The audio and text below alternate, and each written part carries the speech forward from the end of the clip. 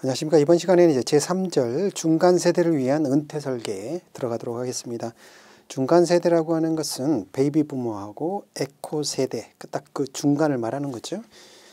자, 그래서 보시면 뭐 40, 50세대의 은퇴 설계 이렇게 나와 있는데요. 그 중간 세대는 현실적으로 보시면 60년대 초중반에서 70년대 후반까지니까 한 70년생이다 이 정도 언저리 이렇게 생각하시면 될 것 같아요. 그러면 지금 이제 50대 딱 들어갔거나 언저리에 있는 사람들 딱 이 정도가 되겠습니다.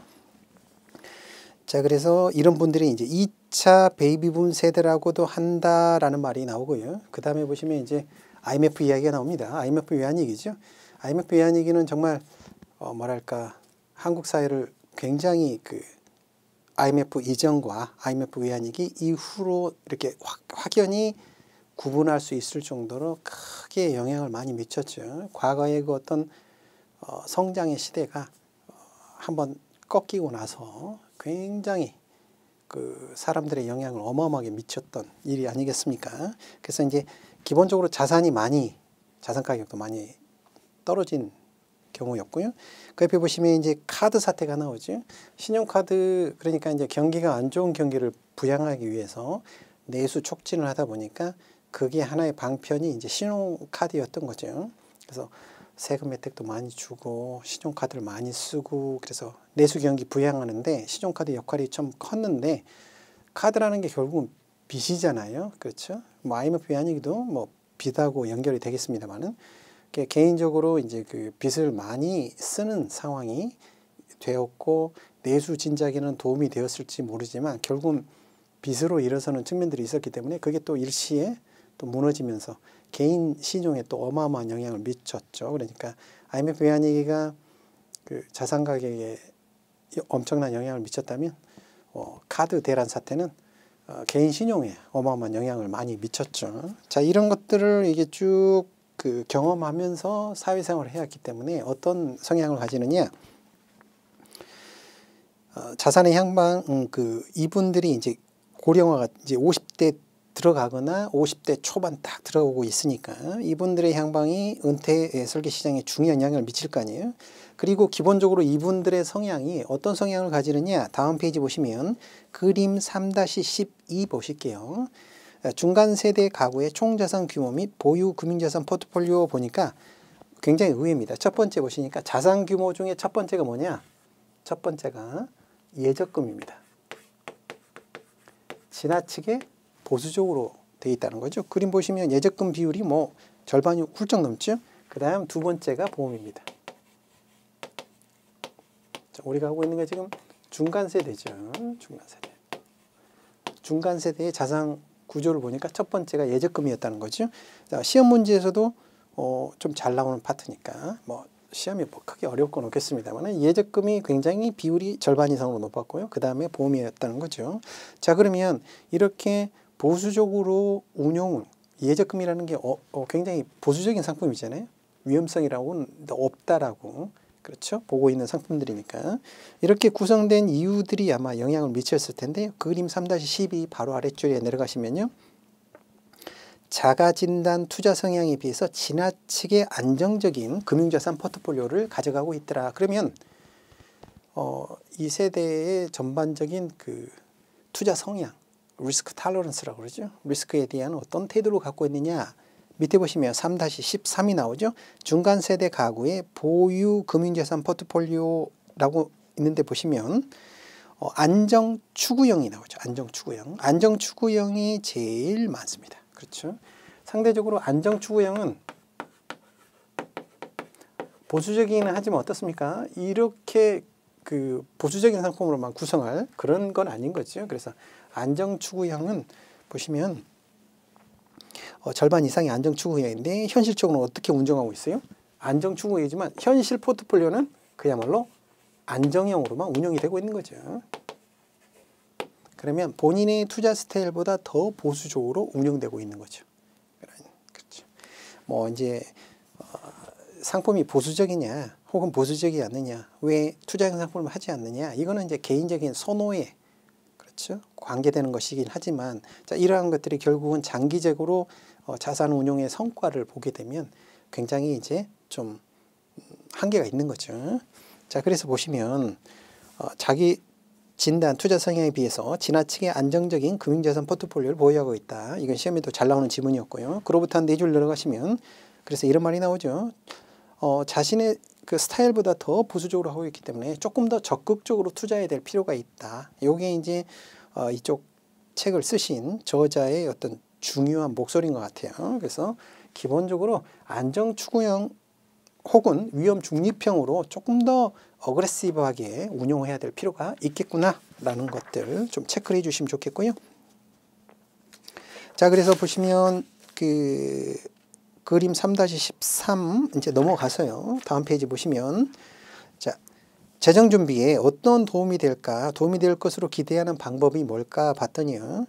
예적금과 예적금 1등이었고요. 두 번째는 이제 거주용 부동산에 대한 높은 기대감이었죠. 그러니까 한국의 어떤 그 가계자산의 운용에 가장 중요한 틀을 보여주는 게 사실은 주택이잖아요. 주택 중에서도 아파트고요. 그거에 대해서 당연히 관심이 높았겠죠. 자, 그리고 두 줄 아래로 더 내려가시면요. 주택 매도 후 연금 가입, 주택 연금 이런 이야기들이 나옵니다.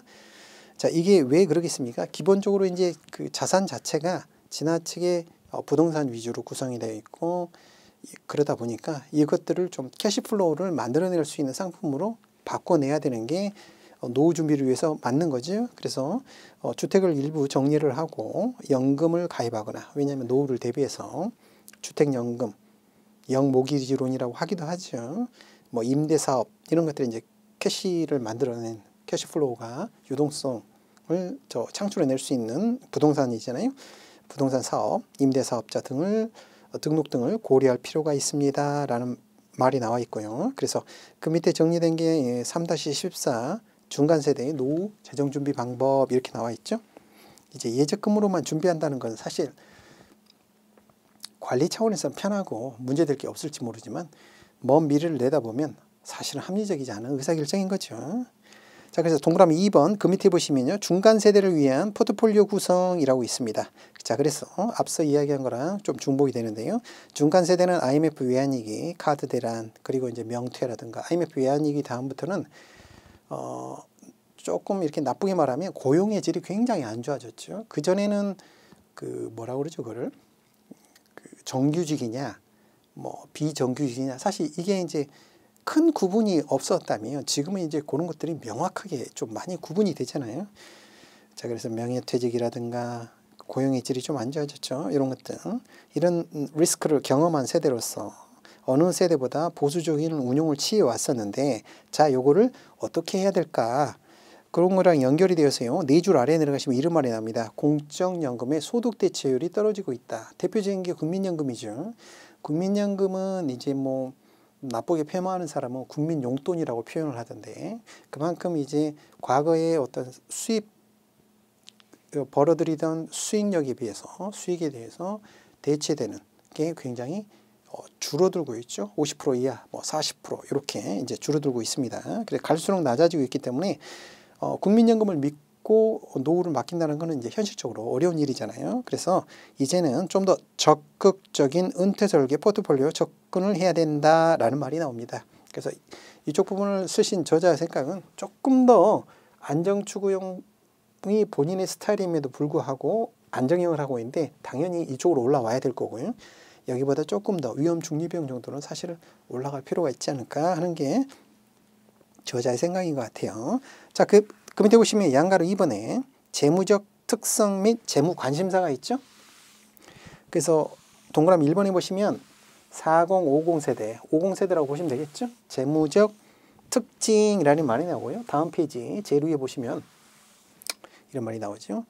일생 중 가장 열심히 활동하는 시기다. 그러면 40대 후반에서 50대 초반까지가 경력도 쌓이고 아직 체력이 있기 때문에 정말 그 일에 대해서 이렇게 경험이 녹아들어서 합리적으로 일을 잘할 수 있는, 그렇죠. 생산성이 굉장히 높을 수 있는 나이인 거죠. 그래서 일생 중 가장 열심히 활동하는 시기입니다. 경력도 쌓였고요. 그로부터 3줄 내려갈게요. 자, 그런데 자녀의 학자금 부담 이런 것들, 그러니까 기존에 그 자녀를 키우면서 특히 이게 그 공부하는 시장이 고비용 시장으로 바뀌었지 않습니까? 제가 학교 다닐 때는 과외라는 것도 잘 없었거든요. 근데 요즘은 어때요? 과외가 뭐 이제 초등학교 들어가기 전부터 하죠. 예, 사교육을. 그러다 보니까 이런 교육비 부담이 워낙 컸기 때문에 사실상 본인의 은퇴 준비가 제대로 이루어지지 않는, 본인의 은퇴 준비가 사치스럽게 느껴지는 그 정도 수준이 있었다는 거죠. 이런 것들이 특징인 거죠. 자, 그리고 동그라미 2번에 보시면 재무적 관심사는 첫 번째 라이프 사이클상 보면 이제 가족 성숙기에 들어가는 거잖아요. 이제 자녀들이 이제 막 그 고등학교, 대학교 막 이런 정도 갈 때잖아요. 그러다 보니까 그로부터 세 줄 더 내려가시면 자, 이제 본격적인 은퇴 준비를 해야 될 자녀들이 이제 대학교 다니거나 이러면 이제 곧 취업도 할 거고 이 정도 수준 되면 이제 본인도 50 정도 되면 이제 은퇴 준비가 굉장히 현실 앞에 다가오는 거죠.